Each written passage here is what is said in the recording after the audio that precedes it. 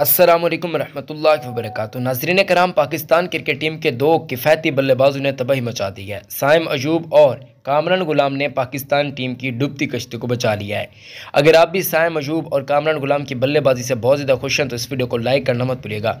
हमारे YouTube channel को subscribe कीजिएगा। दोस्तों, अगर हम आपको बताएं कि इस मैच को अब लाइव देखना चाहते हैं कहाँ से देखें, तो सिंपल तरीका है कि गूगल में चले जाएँ, वहाँ पर आप सर्च करें APK SAQY साकी आप सर्च करेंगे, वहाँ पर आपको प्रोड स्पोर्ट का लिंक मिल जाएगा। बहुत ज़्यादा चैनल्स आपको देखने को मिल जाएंगे, वहाँ पर आप मैचेस को देख सकते हैं। यह मैच भी चल रहा है फुल HD क्वालिटी के अंदर। अब दोस्तों, यहाँ पर इस मैच की बातचीत करते हैं तो आप लोग जानते हैं कि शान पाकिस्तान यानी पाकिस्तान के कप्तान शान मसूद साहब जल्दी आउट हो गए।